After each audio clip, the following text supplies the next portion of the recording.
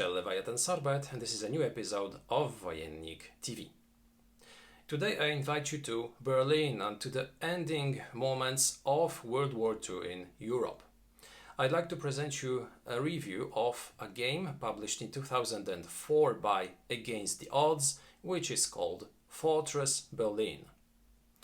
This is a game which will enable us to recreate the final and climatic Battle of Berlin fought in 1945.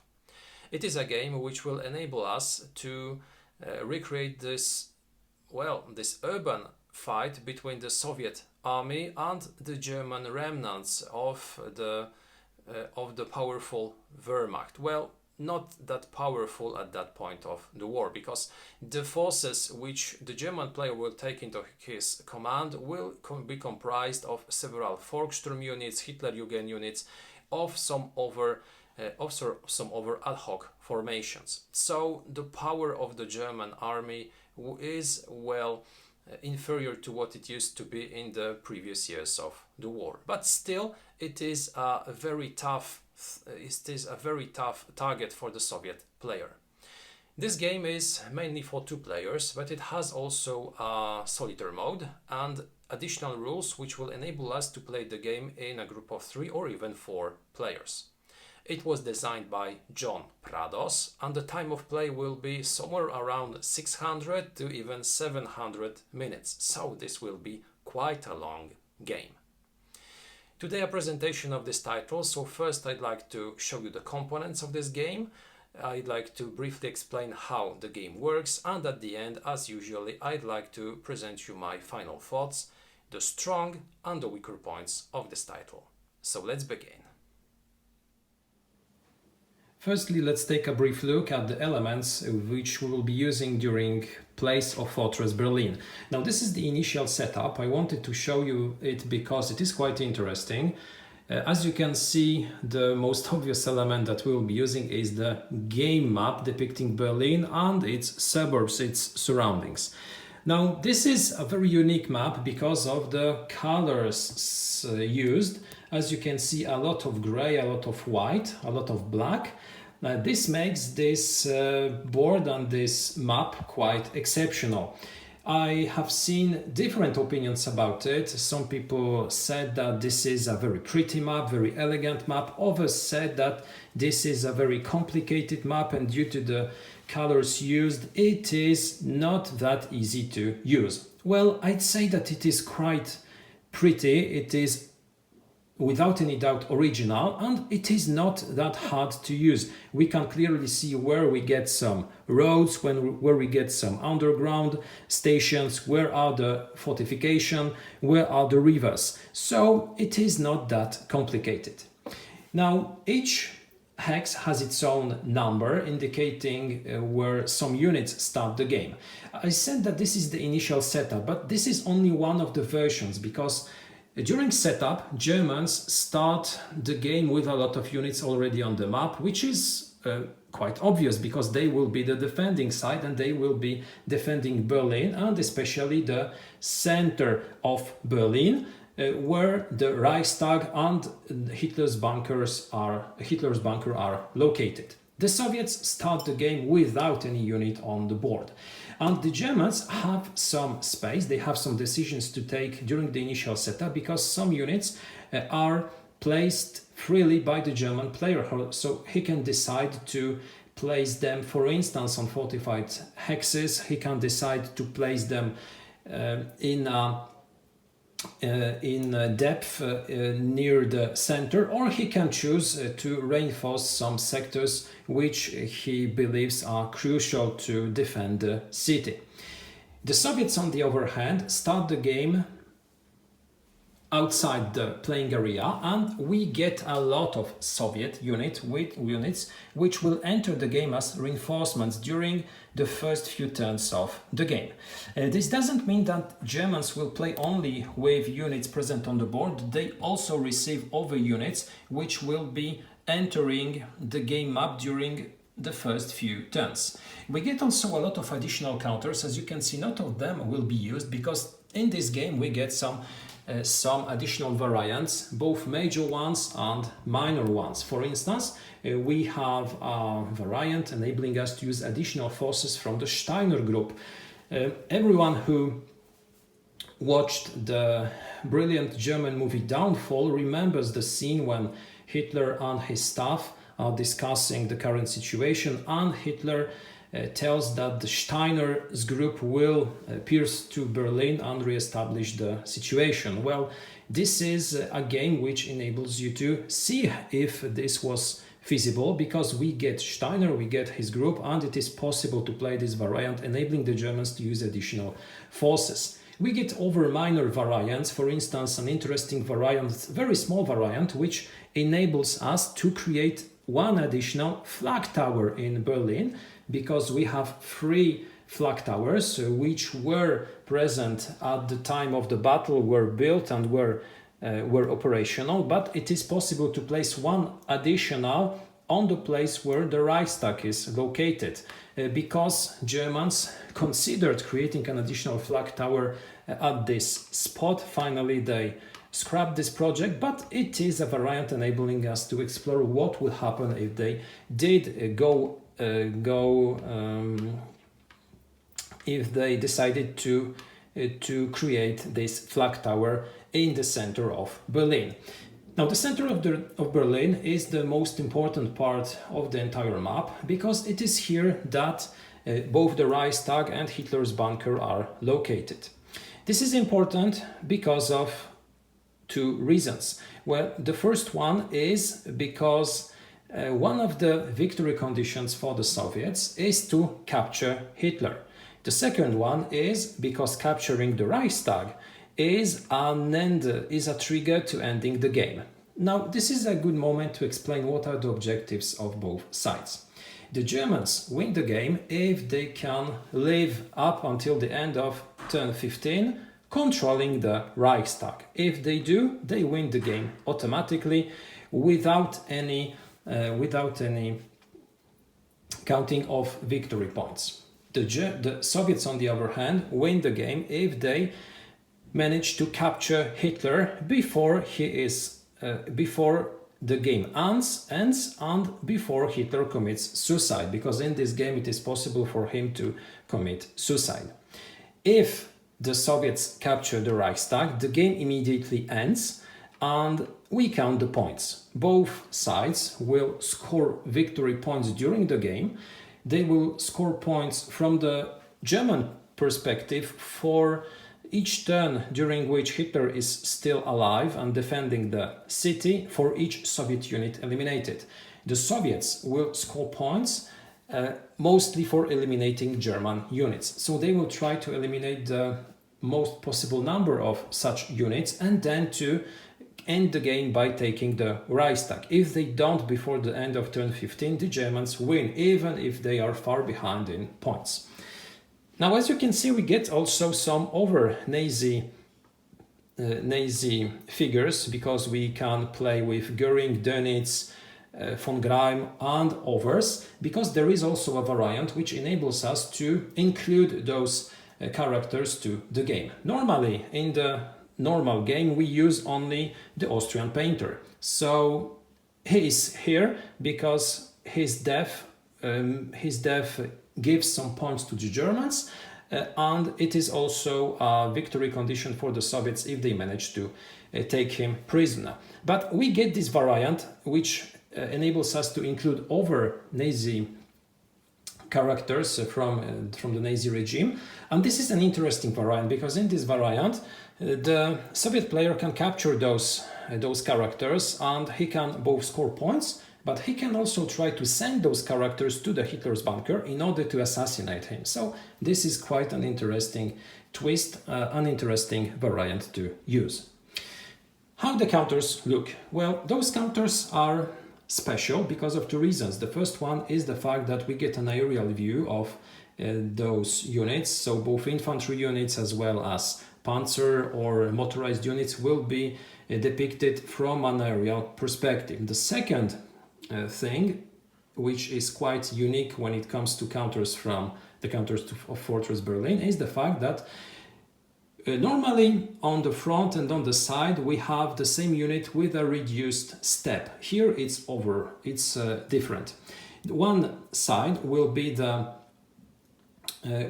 movement status of such a unit. It will have a high movement value with a small combat factor value and with also a protection value, whereas on the other side we'll have the combat status. So this unit will have at most times a bigger firepower and a smaller movement factor, and one additional element, the morale rating, which is also the same on the movement side, but it is printed only on this side in order to more easily distinguish both statuses. This is interesting because in many games the top and the back side of the counter are steps of a unit. Here those are different states or different statuses. So each time we'll want to move a unit, we can choose to change its mode to the movement mode.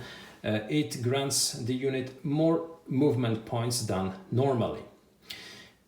We have both infantry units as panzer units.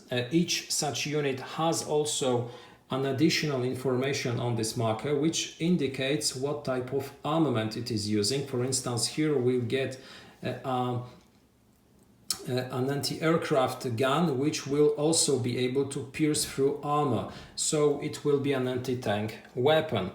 Infantry will be using small arms. We get also standard artillery units. We get also static defenders which cannot move. Those are the PPBs, the plant protection battalions, because the defenders of Berlin were sort of a mix of different formations. We have a lot of Volkssturm units, we have some Hitlerjugend units, we have some Luftwaffe units, even Kriegsmarine units transported by Dönitz to Berlin in order to defend the capital. Apart from those elements, we will be using additional counters to six-sided dice. The rules are printed inside the against the odds issue. Inside we have also one terrain effects chart, only one combat results table. As you can see, it is quite huge, but it is the only one used. This is an interesting approach and I will tell you a few words about it in a moment. And then we get also one page with solitaire charts. And this is it when it comes to the components. Now, this is the initial setup. Now I'd like to fast forward to a different situation during gameplay in order to show you how the different mechanics of this game works and how looks the structure of a turn. Okay, fast forward to one of the later turns. Now this is a moment when the majority, or even all the units, additional units, already appeared on the board. Now as you can see, a lot of additional units on the outskirts of Berlin. This is due to the fact that all the Soviet units in this main scenario begin the game outside of the playing area. They enter as reinforcements and they will try to reach the center of Berlin, the Reichstag and the Hitler's bunker before the game's end. Now I'd like to shortly explain you how the sequence of the turn in this game looks like. The game is divided into turns, and during each turn, first the German player will play his own segments and then followed by the Soviet player. The first segment played during each turn is the reinforcement segment. Now during the reinforcement segment, the German player and then the Soviet player during his turn will check for reinforcements.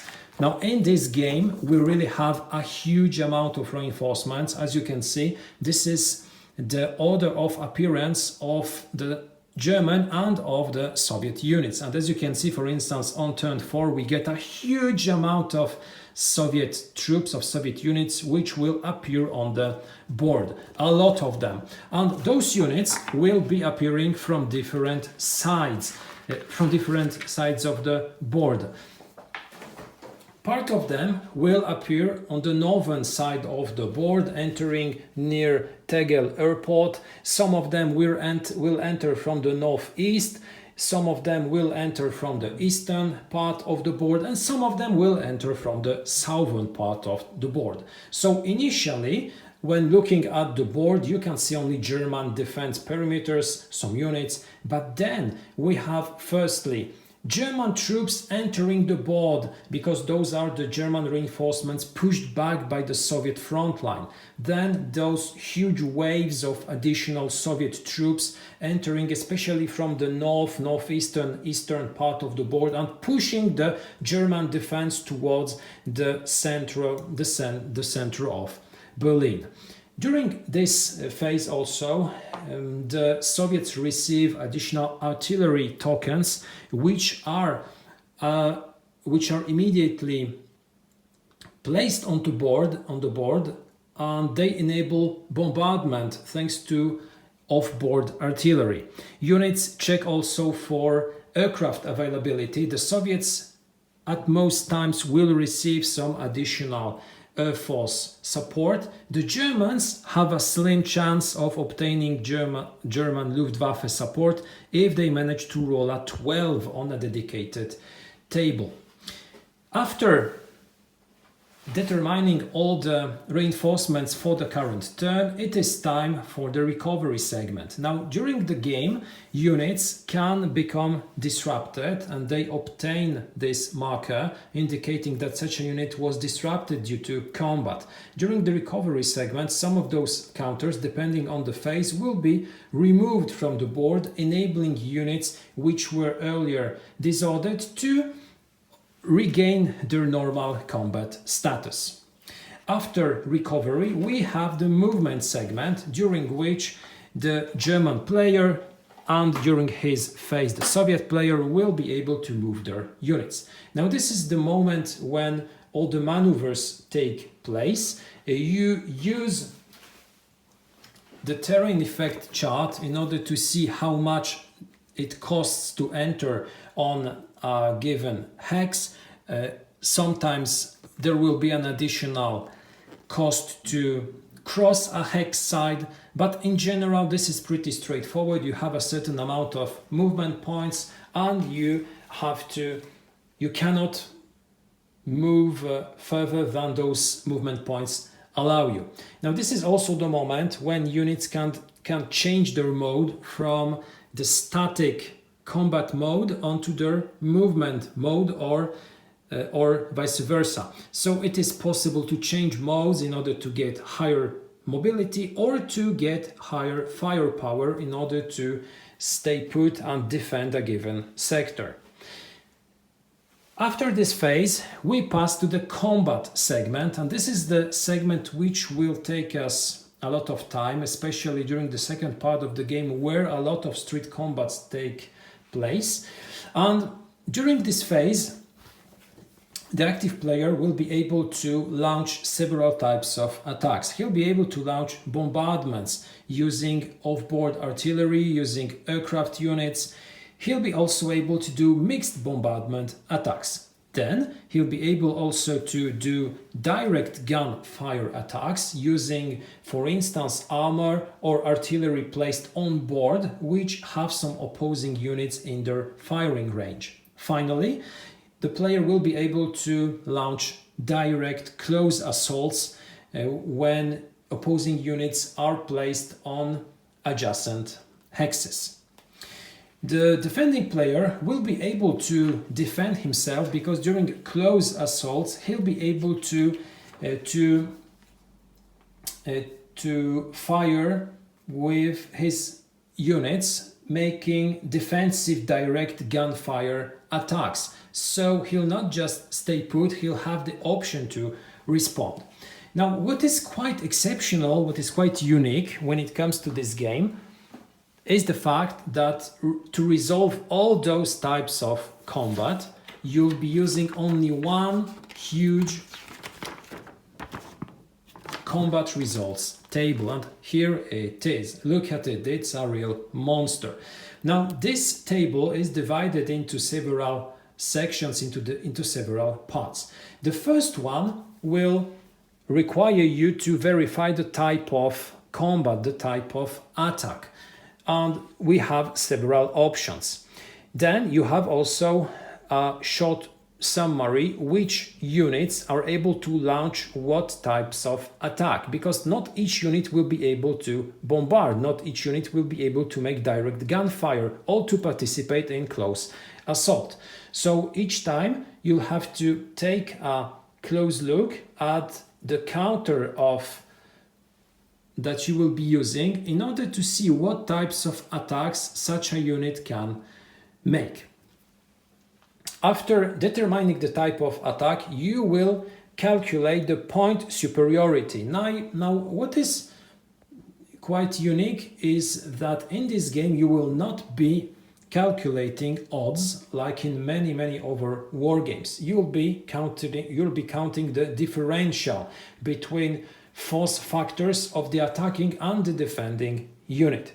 Sometimes you'll be comparing the firepower of the attacking unit against the protection factor of the defending unit. It all depends on the type of combat and on the type of units participating. After determining this point superiority, you will find a dedicated column, which will be again compared to the protection factor of the defending unit.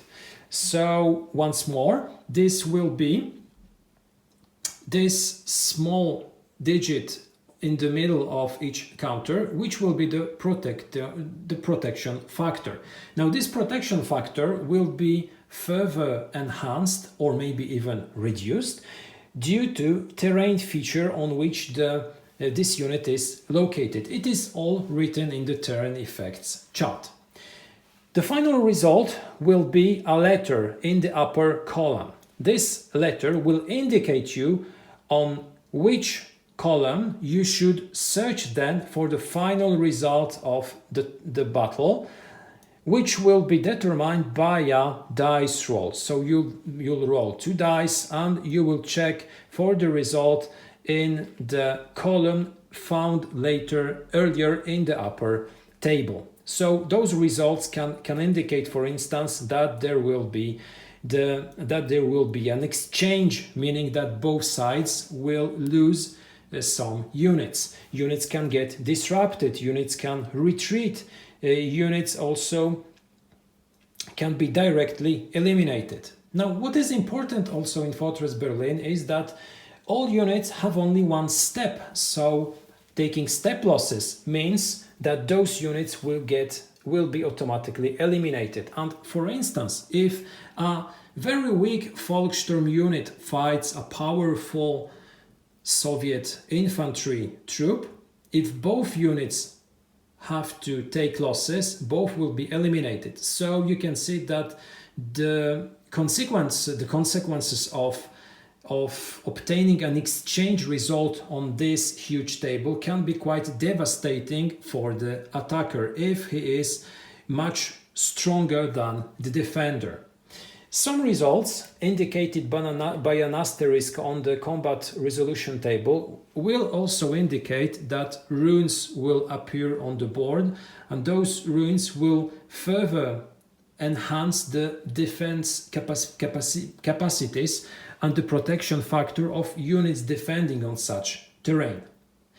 All those combats are resolved, as I said earlier, on this big combat resolution table. Now, in close assault, we get also some special modifiers due to morale, due to armor superiority, due to outflanking attacks, or the defender being surrounded. But those are pretty detailed rules, and I wouldn't like to take much time explaining each and every mechanic of this game. Now, we have several other interesting features in this game. We have those rules governing Hitler, for instance, because the German player will have the option of declaring that Hitler tries to commit suicide during his turn. Now, this is resolved in a very easy way. You just roll a die, you have to obtain a 6 in order to Hitler, and this means that Hitler succeeds. But this has also important consequences, because the death of Hitler means that the German player won't be scoring additional points at the end of each turn during which Hitler is still alive. Additionally, some units will automatically desert. For instance, the Hitlerjugend units. Others, like the Volkssturm units, will have to pass a test in order to stay put and to still defend the city against the Soviet troops. We have rules governing flag towers, we have rules governing Luftwaffe, as I said earlier, we have some others governing rune tokens, governing bombardment attacks. We have units, special units such as plant protection battalions. We have also the Soviet off-board artillery, fortifications, strong points, etc. So there is a lot of overrules which add a full amount of chrome to this game. Now, I wouldn't like to explain all of those details. Rather, I'd prefer now to invite you to a short conclusion, because I would like to tell you what I liked in this game when playing Fortress Berlin and what I think are the weaker points of this design. So let's pass now to my final thoughts and to the conclusion. Fortress Berlin is a game that I acquired some time ago. It remained unplayed in my collection for several years, and I'm glad that I finally decided to open it and to give it a try. I acquired it because the Battle of Berlin and the topic interested me a lot. There aren't many games covering this battle, because it is not an easy battle to recreate in the form of a board game. The situation of the Wehrmacht and of the German army at that point of the war was desperate, and it was already doomed. It was impossible to defend successfully the German capital, even though the Germans decided to fight their last stand, and it led to one of the bloodiest and to a very tragical street battle. What I find interesting in this game is the topic is its climate, because John Prados managed to do a thing which only some designers achieve.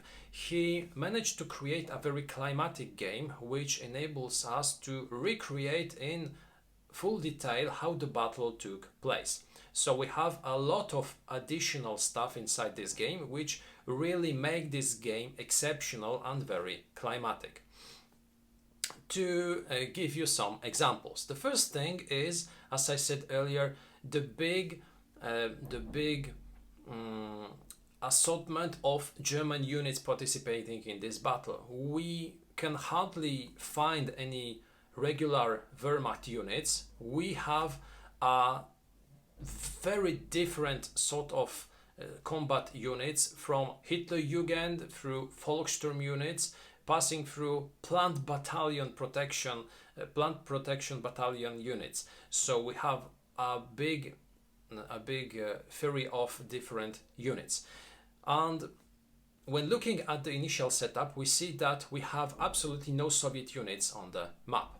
All those units are placed beside the map in huge, terrifying unit stacks, and we have only German troops. Looking at that point, we might think, well, the defense system is not that bad, we can hold on. But then looking at the strength of those units and at the strength of the Soviet units, when you compare 1 on the Volkssturm unit to 12 on the Soviet unit, you might wonder, well, how am I supposed to defend against that? And then the game starts. At first, some additional German units enter the board, because those are all the units pushed back by the Soviet troops approaching Berlin, and then the big units, the big stacks start to come onto the board, just as a flood trying to enter the center of the city. I like this a lot because it shows how the real battle took place. It shows the strategical situation around Berlin at that point of the war. It shows the directions of approach of the Soviet units. It shows how the disparity of the fighting sides looked like at this point of the war. Secondly, we have some small chrome additionals, we have some small details in this game, not very complicated in game terms, but adding a lot of depth, adding a lot of chrome to the game. So we have the flag towers, something which I always also extremely like in war games. We have even an optional rule enabling us to place an additional flag tower in Berlin in the place of the burned Reichstag. We have the German leader counters, the variant in which we playing the Soviets try to take prisoner those dignitaries, and maybe also to convince some of them to go to the Hitler's bunker and to assassinate Adolf Hitler.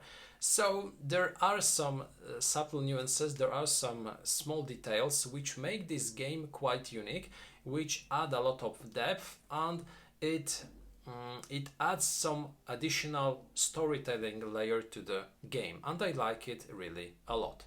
We have some rules governing Volkssturm units, Hitlerjugend units, we have some rules governing Hitler's suicide. So really playing through this game, through the different stages of the battle, we see how the German situation deteriorates from turn to turn, but we still fight on because the victory conditions are written in such a way that even losing the battle, you can win the game. And I think it's okay, because it would be absolutely ahistorical to create a game about the Battle of Berlin in which the Germans repulse the Soviet troops and begin a huge counteroffensive. It would be, well, it wouldn't be accurate, it wouldn't be historically possible. So the victory conditions are tailored to the situation and to the battle that the game tries to simulate. What I like are also some mechanical tools and mechanical details which are part of the rules designed by John Prados. One of those things is the combat resolution table, and a few words about this, because this is a game which has a different approach concerning CRT. It uses only one CRT in the entire game, even though we have several types of combat. We have bombardment, we have direct fire, we have mixed bombardment, close assault, and all those types of combat use only one CRT. But this is a big CRT, this is a big combat results table in which we first verify what kind of combat is fought, then we verify which column to use, what letter to find, what eventual modifiers to use, and at the end we roll dice and we check for the result.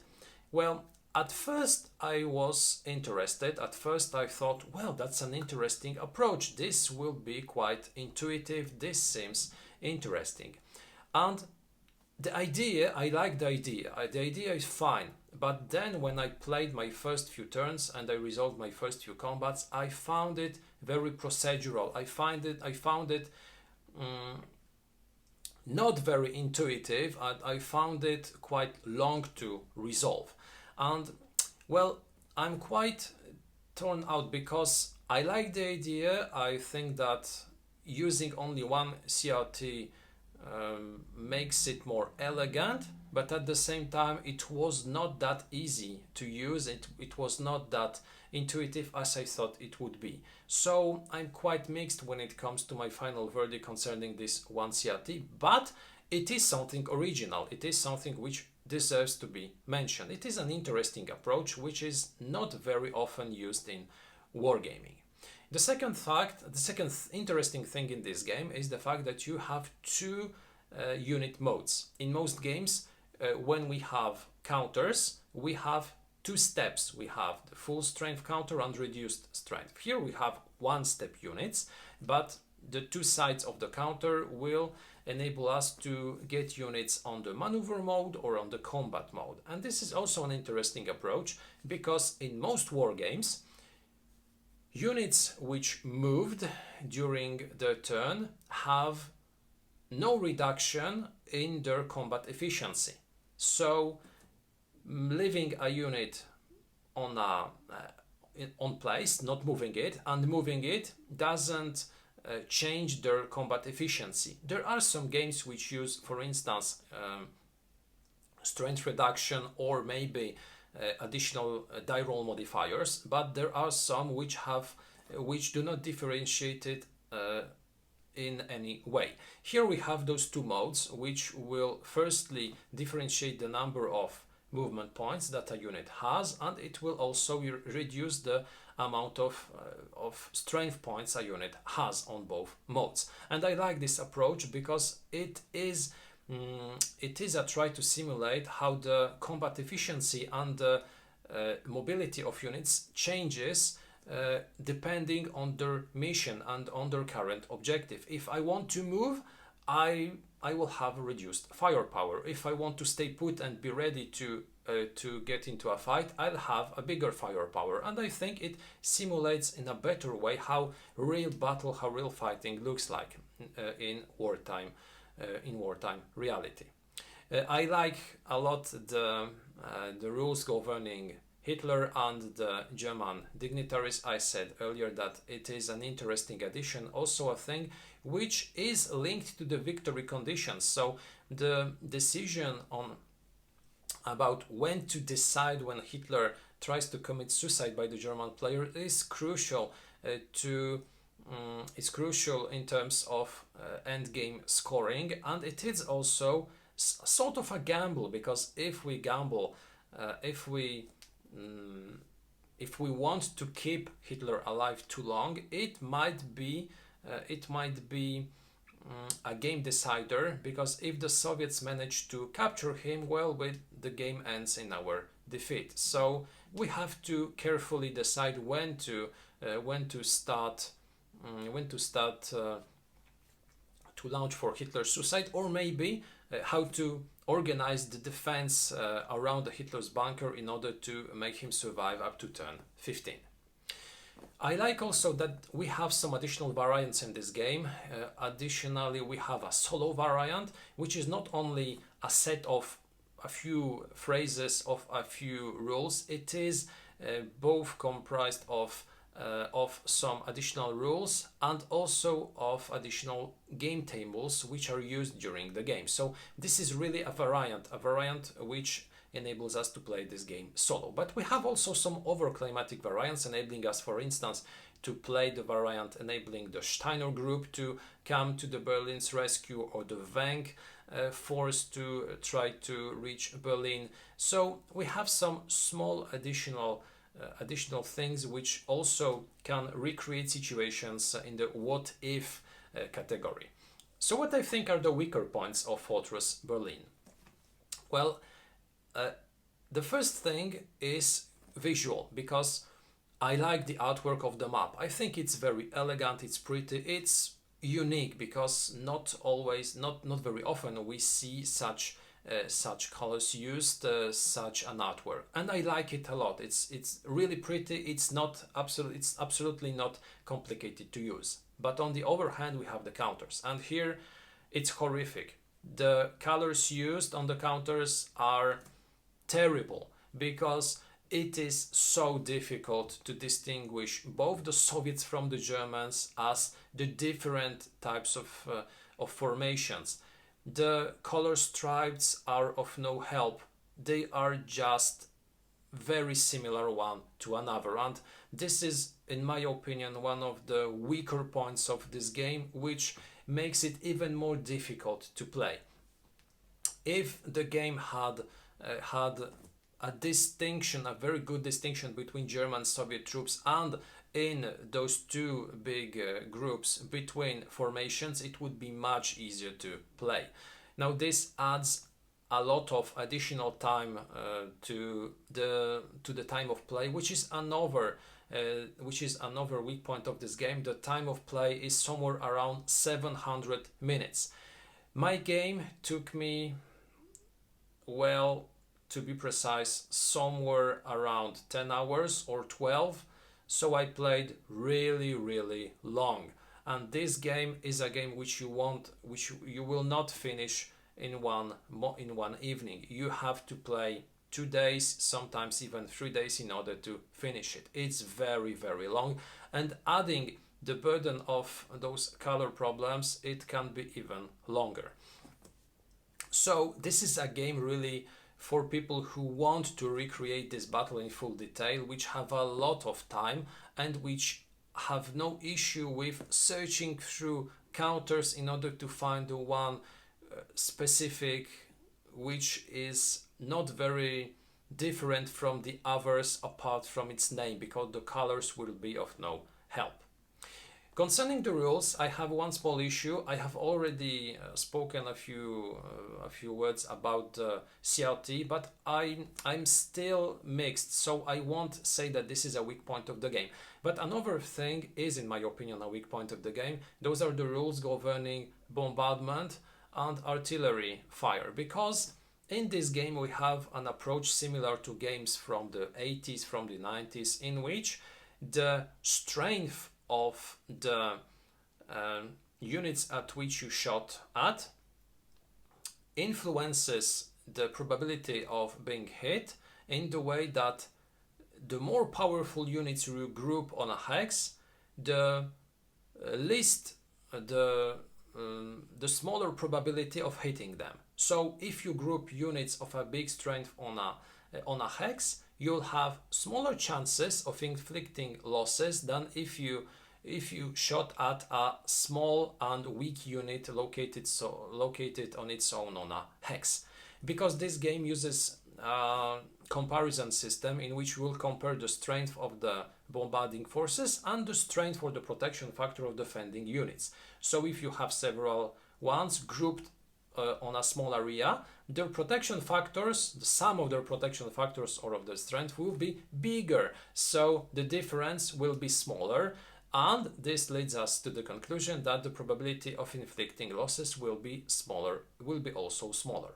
This is not historically accurate, because if you shoot at a hex where we have grouped infantry panzer units, you should score a hit, you should hit something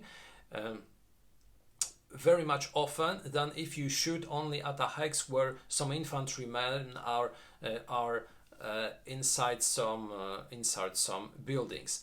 So this is not an approach which I like. I find it artificial, I found it bizarre, and it surprised me because over mechanical aspects of this game are really well thought. So it's something which really surprised me, and I found it quite bizarre.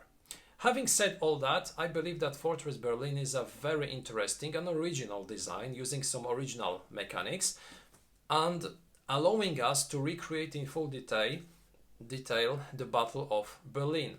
I think that this is the game which enables us to recreate this climatic battle with the biggest number of details, and enabling us to understand better how the battle developed, how the different potentials of both sides looked, and at the same time it also enables us to answer some questions in the what if category using those additional variants. So we can check how additional units from other sectors of the front pushed towards Berlin to help the defense of the capital would change the outcome of the battle.